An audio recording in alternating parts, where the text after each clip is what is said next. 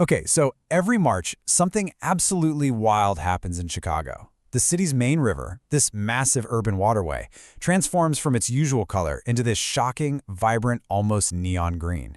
You've probably seen the pictures. Hundreds of thousands of people crowd onto bridges just to watch it happen. And while it looks like pure magic, it's actually a really cool story about science, a happy accident, and a very well-kept secret. So you gotta wonder, right? How in the world does that happen? How do you take an entire river and just dye it green in less than an hour? Well, we're gonna unpack this whole spectacle, piece by piece. Turns out the answer involves a secret powder, a couple of boats, and a whole lot of city pride. When you really boil it down, the whole operation is surprisingly simple. You've got these three basic steps. A boat drops some orange powder into the water, another boat zooms around to mix it all up, and then bam, the river just erupts in that famous emerald green. But of course, the real magic is in the details. All right, so let's talk about the so-called Leprechaun Dust. The key to this entire thing is a special substance, and its recipe and application are guarded by one group and one group only. The Chicago Journeyman Plumbers Local 130. Yep, the plumbers. They're the official keepers of this tradition, and they have been for over 60 years. Now here's the part that just blows my mind. The dye that turns the river green isn't actually green. It's a fine, bright orange powder. When the crew dumps it from their boats, you see these streaks of orange on the surface. So what's going on? Well, the moment those orange molecules hit the water, they expand and change shape. And that new shape absorbs all the colors of the light spectrum except for green. It reflects the green light back at our eyes. It's like a molecular magic trick. So what does this whole operation look like on the day? Well, it's a well-oiled machine. The Plumbers Union uses about 40 pounds of their secret vegetable-based powder. They've got two motorboats working together. One boat is in charge of dumping the powder, and a second chase boat follows right behind, using its propeller to churn the water and spread the color super fast. They cover about a quarter mile of the river, and the whole dyeing process is done in about 45 minutes.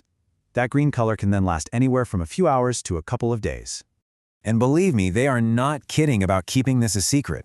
The union has said it's like the recipe for Coca-Cola. Their thinking is, hey, if everyone knew how to do it, other cities would start copying them and Chicago's tradition wouldn't feel so special anymore. So even though people have tried to figure it out, the exact formula for their eco-friendly, vegetable-based dye is still a complete mystery. You know the wildest part about all this? This whole massive, world-famous tradition? It wasn't planned in some big meeting. It was a total accident. It all started with the city's plumbers, a leaky pipe, and a very stained pair of overalls. So let's rewind to 1961. The city was using this fluorescent dye to track down illegal pollution sources in the river. One day, the head of the Plumbers Union, a guy named Stephen Bailey, saw one of his workers whose white coveralls were stained this perfect, brilliant Irish green from the dye. A light bulb just goes off in his head. He takes the idea to the mayor, and boom, in 1962, they dump 100 pounds of it into the river. Can you imagine? It stayed green for a whole week. But by 1966, people were getting worried about the environment, so they switched to the much safer vegetable-based powder they still use today. And this wasn't just about dyeing a river for a parade. The guy who started it all, Stephen Bailey, had this incredibly poetic vision. He said he imagined the green of the Chicago River flowing down to the Mississippi, out to the Gulf of Mexico, and riding the Gulf Stream all the way across the Atlantic to Ireland. It was this grand, symbolic gesture connecting Chicago to the old country. Okay, so of course, you can't do something this big and this visible without stirring up a little bit of debate. And while the dye itself has gotten way safer over the years, the tradition is now right in the middle of a modern conversation about how we should treat our urban rivers. It's this fascinating clash between culture and ecology. And you can really see how far they've come when you put it side by side. I mean, they went from using 100 pounds of an oil-based chemical that stained the river for a week to just 40 pounds of a vegetable-based powder that fades pretty quickly.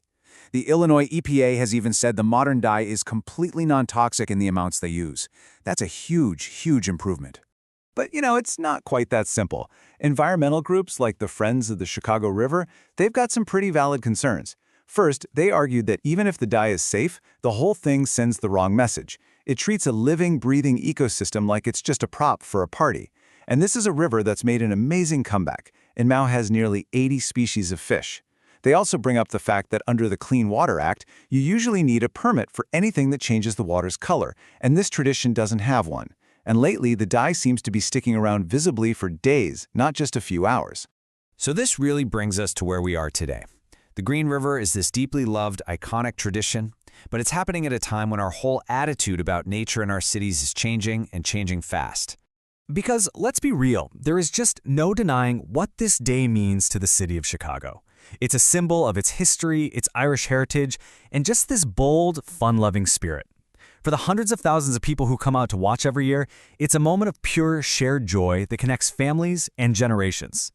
And that leaves us with this big, fascinating question. For decades, dyeing the river was a way to bring some beauty to what was basically an industrial channel. But today, the Chicago River is alive with fish and wildlife in a way it hasn't been in over 100 years. So as we work so hard to bring our urban rivers back to life, how do we celebrate them? How do we hold on to the traditions that make our cities unique while also respecting these amazing natural spaces we're finally getting back? Don't forget to like and subscribe for more How Meets History.